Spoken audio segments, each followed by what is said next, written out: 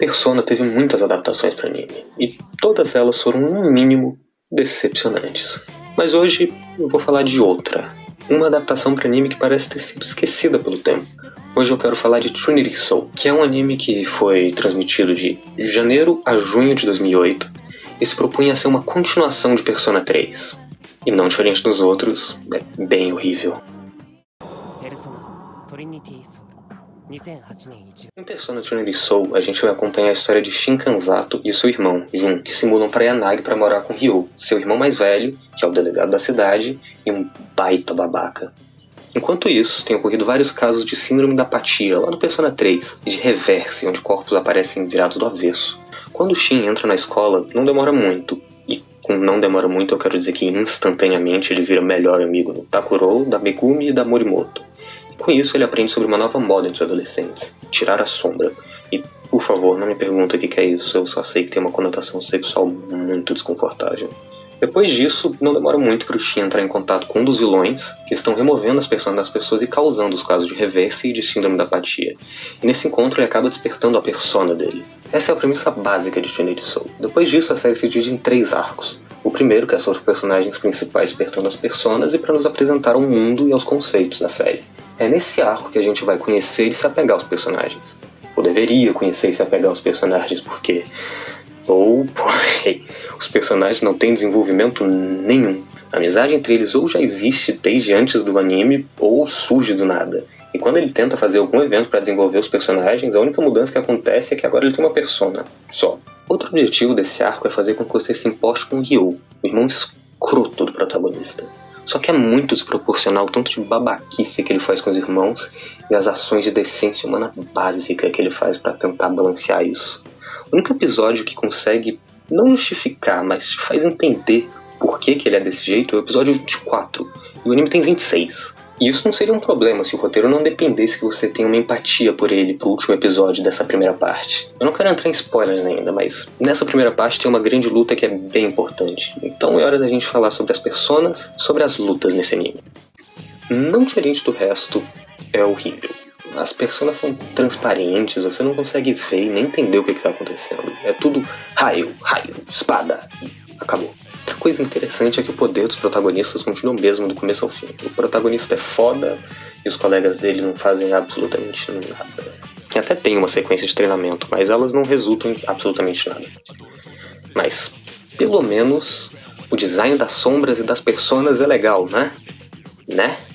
Bem, não tem as sombras. Na verdade, não tem quase nada de Persona aqui. Nem a coisa mais icônica de Persona 3, que é a invocação das personas com as armas. Que as personas só aparecem, o que é bem triste.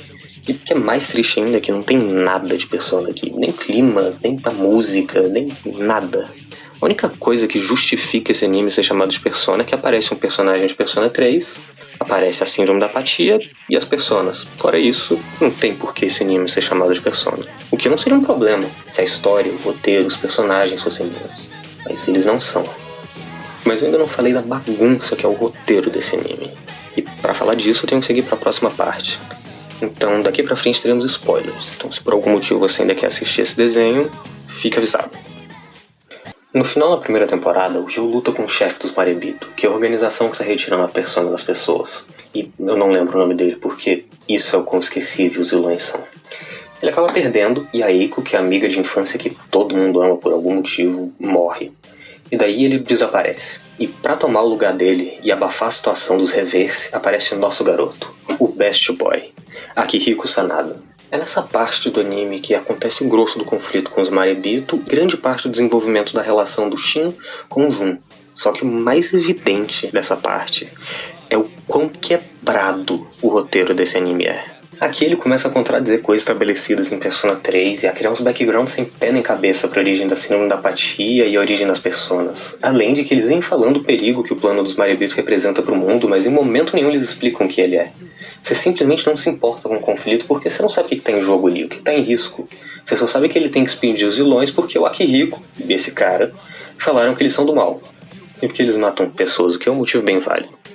E até tem um conflito legal em que os adolescentes não querem lutar porque eles têm medo e não se sentem preparados para isso.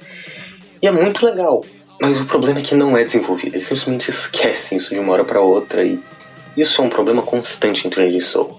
Ele vive introduzindo conceitos em conflitos e depois ele simplesmente esquece. Outra coisa que esse anime esquece é a continuidade entre as cenas. Os personagens se teletransportam pra todo lugar o tempo inteiro. Algumas vezes tem um grupo no meio da floresta escondido e do nada uma pessoa de fora do grupo aparece lá, porque sim, sem justificativa, sem nada. Às vezes grupos inteiros de pessoas do nada aparecem em outro lugar sem explicação. Nas lutas também acontece o tempo inteiro. Uma hora o personagem tá no chão e depois ele tá voando. Eu esqueci de falar, os olhos de Persona podem voar agora. Pois é. Eventualmente os vilões sequestram Jun e a Morimoto porque a persona do Jun é importante pro plano deles. Daí os protagonistas vão lá, tem umas lutas ruins e algumas descobertas interessantes. Primeiro você descobre que a Morimoto era um robô, porque a X2, foda-se.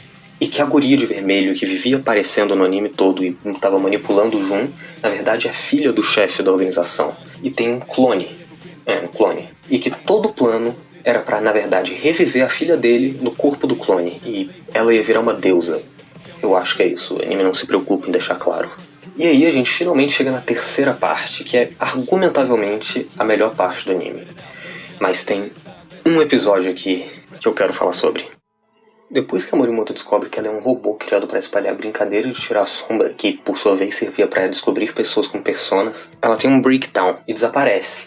E daí a gente tem uma montagem com o Shin procurando ela e várias cenas dela andando sem rumo em vários lugares. Até que tem uma cena dela pulando de um prédio.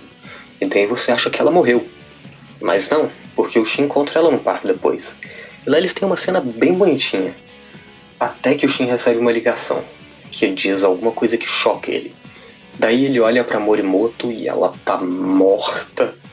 Como caralhos eles sabiam que ela tava morta antes dele saber o que aquela ligação tava falando? Tem duas? Como assim? Não faz o menor sentido. Puta que o pariu. Ok. Depois disso tem um episódio flashback que conta a história do Ryo e finalmente você passa a entender por que ele é desse jeito e até se importar com ele. Depois de 24 episódios. Mas ok. E daí finalmente o anime ruma pro final. Já a clone da Ayanagi, a menina de vermelho, tá indo pro mar pra encontrar com a baleia. Mas o que exatamente é essa tal dessa baleia? Durante o anime todo, eles falam sobre o livro que o pai dos protagonistas escreveram, onde ele fala sobre penas de baleia. E sempre que a Ayanagi, a menina de vermelho, aparece, tem essas penas de baleia. Então agora você quer finalmente entender o que elas são, não é? Depois de ver o anime inteiro falando sobre isso. Bem, não. Você não vai entender o que é a baleia. E você também não vai entender as consequências da Ayanagi encontrar a baleia. Fora uma grande explosão, mas fora isso, não tem nada. E você vai entender por que o Ryu quer matar a baleia e acabar com as personas? Não. Você vai entender como ele vai matar a baleia? Não. E depois você entende o que está acontecendo na batalha e se ele mudou de ideia ou se o Shin mudou de ideia? Não também. Você não vai entender porra nenhuma. E depois dessa batalha confusa que você não entende nada, o anime acaba de uma maneira confusa. E não é uma maneira confusa legal, tipo Evangelion. Não, é só confuso horrível. E é assim que esse anime acaba. Confuso e horrível. Se não ficou claro, eu realmente detesto o Trinity Soul. Tudo que é legal nesse anime fica enterrado numa montanha de defeitos. Mas se eu consigo pensar em algum motivo pra recomendar ele pra alguém, é pra alguém que seja muito, muito fã de Persona e queira ver uma perspectiva diferente sobre o que uma continuação de Persona 3 poderia ter sido, porque, lembre-se, esse anime saiu antes de Persona 4, que foi o jogo que realmente definiu o que Persona ia ser dali pra frente. Não fosse Persona 4, Persona 5 talvez poderia ter sido algo muito mais semelhante a Persona 1 e 2, ou até Persona Trinity Soul. Então esse é o único motivo para recomendar esse anime pra alguém. E se você não se enquadra nesse demográfico, não assiste ele não. Deixa ele esquecido mesmo. バス停まで競争しよっか。いや